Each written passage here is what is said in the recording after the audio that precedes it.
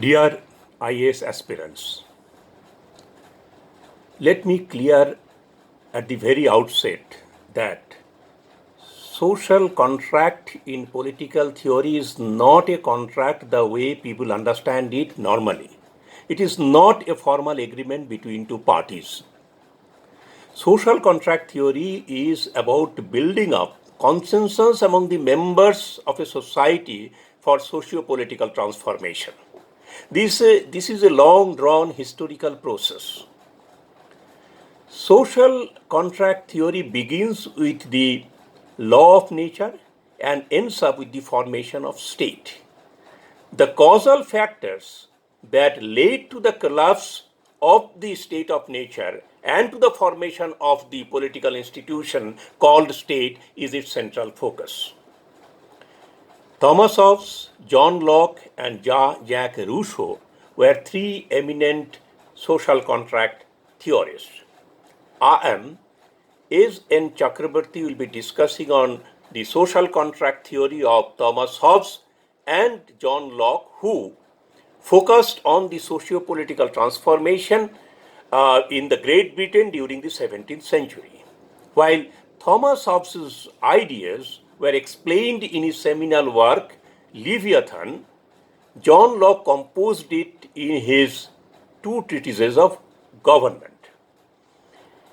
Thomas Hobbes, born in 1588, opposed the Civil War or the Puritan Revolution in England held between 1642 to 1651, for it aimed to transfer more power from the monarch to the British Parliament.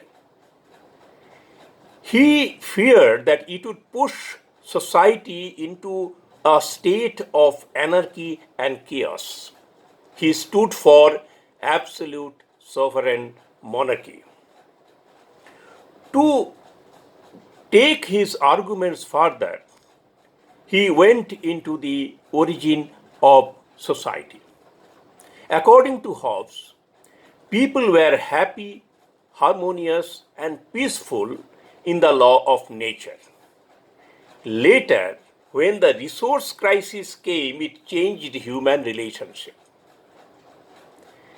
Since human being also driven by desire and appetite like animals, they started competing with each other, and that made them greedy, selfish, individualistic. In the absence of any overarching power and authority, in such situation everybody felt to be a sovereign, and due to free of obligation, they started asserting their power over others. Competition for survival instilled distrust, and individuals finally landed up in persistent conflict with each other at the cost of social peace. When situation went out of control and they felt imminent threat to their personal life and personal security, they started, at this point under depression, longing for a sweet, sustainable, and permanent solution. At this point, the idea of sovereign power came in their mind. Eventually, the society came to a collective agreement that there should be a sovereign power above everyone with supreme and single will. Hobbes talked about 4 steps for social contract. 1. Everyone aimed at securing peace. 2. Everyone were willing to give up their natural rights. 3. Everyone kept their contracts with state unaffected. And 4. Everyone showed gratitude for the benefits they accrued. Now, the absolute power in society was therefore human creation, according to Hobbes, and all the surrender of natural rights were done freely and irrevocably. Sovereign state then applied that sovereign authority to safeguard general good of society. For Hobbes, the government and the state thus became one and singular entity. Absolute sovereign survived because there are only two options, either the sovereign state or the state of anarchy.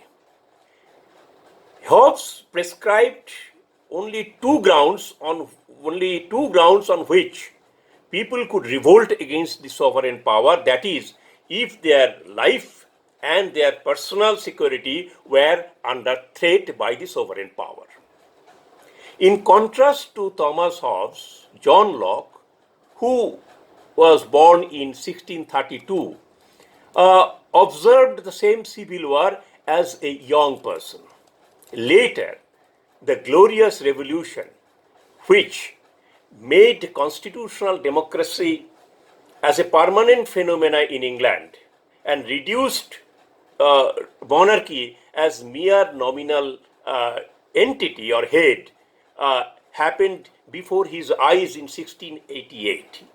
Locke's view on the law of nature and the human efforts in the formation of state were broadly similar to Thomas Hobbes. But for Locke, human beings were never selfish or greedy. For this reason, when crises crept in, instead of becoming nasty and conflicting, they became more harmonious and more cooperative. They came together and explored their commonwealth to find a solution to protect their three natural rights, that is, life, liberty, and property. To quote Locke, quote, "The great and chief aim of men's uniting in a commonwealth and putting themselves under government is the preservation of property," unquote. This is how human collectives like family, group, clan, community were formed through human efforts. When problems became bigger and more complex, they formed civil society. Locke called it the first treaty or the first stage of social consensus. But then human society grew larger over time and the complexities multiplied, and civil society fell short of capability to evolve solution at that time. It was the context when people arrived at the second consensus, and through this second treaty, the state was formed, a commonwealth. People were never in need to surrender all their rights and liberty.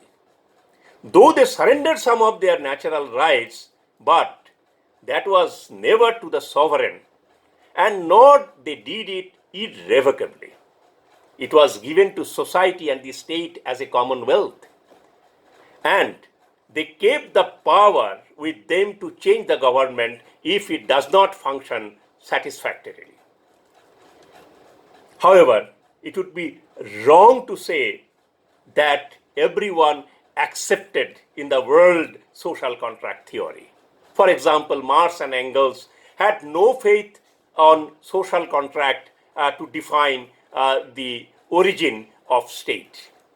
According to G.H. Sabine, in Hobbesian concept, quote, "There are only individual human beings, each actuated by his private interests," unquote. C.B. Macpherson called Locke's theory suffered from possessive individualism, and it emphasized excessively on property rights. In spite of limitations, one would accept that theory of social contract has added very significant insights by establishing formation of state as human efforts and not by any divine power. Hobbes placed individual human being at the central stage of social happenings, and this is why Hobbes is recognized as the first modern political thinker. C.L. Weber made two important comments about both of them. He commented that Hobbes made a very realistic political observation when he explained social evolutionary process. And Locke, in his view, was the theorist who laid down the essential thesis of liberalism. He made people the source of all political power. Thank you very much.